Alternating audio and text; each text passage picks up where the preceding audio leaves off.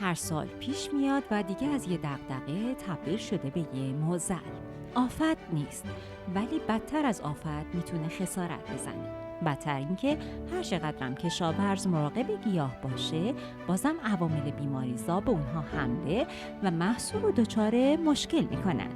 بیماری‌های گیاهی بسیار زیاد هستند و در یک ویدیو نمیشه همه رو بررسی کرد. اینجا 10 بیماری رایج گوجه فرنگی رو به همراه علائم اونها به شما معرفی میکنیم. قبل از شروع ویدیو اگر از این نوع محتواها لذت میبرید، لایک و سابسکرایب شما باعث دلگرمی ماست و به ادامه تولید محتوای آموزنده به ما کمک میکنه. در حالی که ممکن است نتوانید برخی از بیماری‌های گوجه فرنگی رو پیشگیری کنید، شناسایی زود هنگام به شما این امکان رو میده که درمان‌هایی رو برای کاهش آسیب و جلوگیری از گسترش بیشتر بیماری‌ها انجام بدید. رایج‌ترین عوامل بیماریزای گوجه فرنگی قارچ‌ها، ویروس‌ها و باکتری‌ها هستند. قارچ‌ها از طریق هوا یا تماس فیزیکی منتقل می‌شوند. در ادامه شما را با چند بیماری شایع گوجه فرنگی آشنا می‌کنیم. سوختگی زودرس یا early blight معمولاً ابتدا در برگ‌های پایین گیاه به صورت لکه‌های قهوه‌ای یا سیاه ظاهر می‌شود.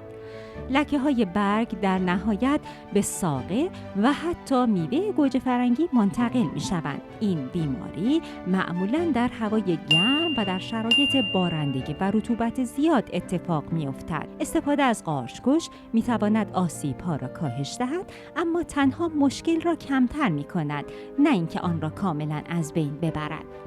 سوختگی دیررس یا لیت بلایت این بیماری هم گوجه فرنگی و هم سیب زمینی را تحت تاثیر قرار می‌دهد و می‌تواند محصول شما را تنها در چند روز نابود کند.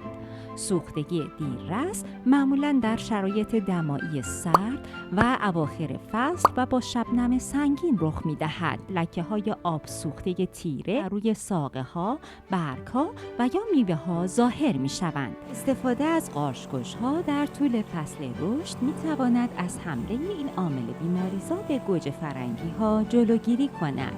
سوختگی جنوبی یا Southern Blight بیشتر در ماه‌های تابستان که خاک گرم و مرطوب است رخ می‌دهد. علائم آن شامل برگ‌های رنگ پریده پایین، شل شدن گیاه و فروپاشی است که معمولاً منجر به مرگ گیاه می‌شود.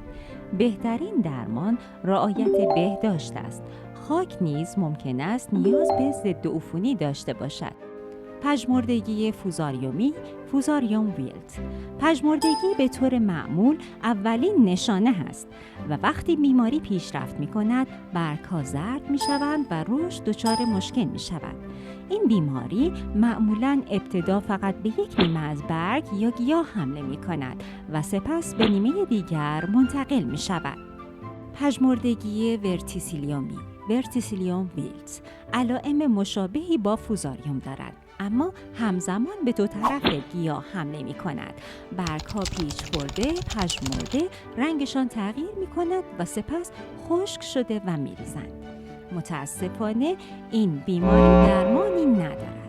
پس از ورود به گیاه، گیاهان آلوده باید حذف و نابود شوند. این بیماری در خاک هم باقی می ماند. پس در کاشت‌های آینده از گونه‌های مقاوم استفاده کنید. بسیاری از هیبریدها به این دو بیماری، پژمردگی ورتیسیلیومی و فوزاریومی، مقاوم هستند. آنتراکنوز یک بیماری رایج دیگر که باعث بروز لکه‌های کوچک گرد و کبود روی پوست میوه‌های سبز و رسیده شده و زمینه‌ساز حمله سایر قارچ‌ها به میوه نیز می‌شود. با پیشرفت بیماری این زخم‌ها بزرگتر، عمیق‌تر و تیره‌تر می‌شوند. برای جلوگیری از این عارضه بهتر است آبیاری در پای گیاه انجام گیرد تا از پاشیده شدن آب و خیس شدن برگ‌ها جلوگیری شود. میوه‌ها را به محض رسیدن برداشت کنید و بقایای گیاهان فصل گذشته را جمع‌آوری و معدوم کنید. قارچ‌کش‌های مسی می توانند زمانی که گیاه اولین خوشه میوه را تشکیل داد به عنوان یک اقدام پیشگیرانه استفاده شوند. لکه برگی سپتوریا. این بیماری ابتدا در برگ‌های قدیمی گیاه ظاهر می شود و به راحتی از اختلالات به وجود آمده در برگ شناسایی می شود. زیرا لکه‌های آب سوخته با حاشیه قهوه‌ای و با مرکز روشن تولید می کند. درمان را می توان طبق یک برنامه 7 تا 10 روزه از زمان ریزش گلها و مشاهده اول میوه ها آغاز کرد. سفیدک پودری. این بیماری معمولاً زمانی که گیاهان خیلی به هم نزدیک هستند و گردش هوای خوبی ندارند ظاهر می شود. تشخیص آنها آسان است، چون یک ماده پودری سفید یا خاکستری روی سطح برگ می نشیند. با گذشت زمان برگ‌های سفید ممکن است قهوه‌ای، جمع، خشک و شکننده شوند. این بیماری قابل کنترل است. با مشاهده اولین علائم سفیدک شروع به استفاده از قارچ‌کش کنید. گوگردپاشی و استفاده از محصولات حاوی بیکربنات پتاسیم نیز مفید هستند. ویروس ها دومین دسته عوامل بیماریزای گوجه فرنگی هستند.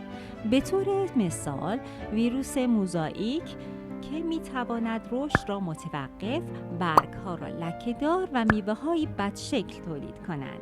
یکی از رایج‌ترین بیماری‌های ویروسی پیچیدگی برگ گوجه فرنگی است.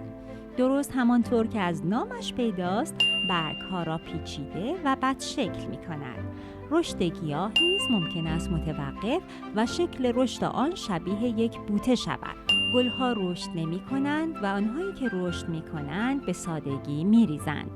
اگر فکر می کنید گیاه شما به بیماری مبتلا شده، باید گیاهان آلوده را حذف کنید تا از انتقال بیشتر به گیاهان دیگر جلوگیری شود. عامل بعدی بیماریزا باکتری ها هستند که باعث بروز بیماری هایی نظیر لکه باکتریایی می شوند. این بیماری در جاهای مرطوب بیشتر بروز می کند و اگرچه شکل خوبی ندارد اما کشنده نیست. علائم آن لکه های کوچک قهوه‌ای با حلقه زرد اطراف آن است. این لکه ها کوچک هستند اما ممکن است اغلب همپوشانی با هم پیدا کنند و به نظر بزرگتر برسند. در موارد شدید این لکه ها به میوه ها هم گسترش می یابند. حالا که علائم بیماری ها رو شناختیم، اگر در مزرعه اونها رو دیدیم، بهترین کار مشورت با کارشناسان کلینیک گیاهپزشکی است تا متناسب با شرایط منطقه بهترین راهکار رو به شما معرفی کنند. ممنون از اینکه تا آخر این ویدیو ما رو همراهی کردید.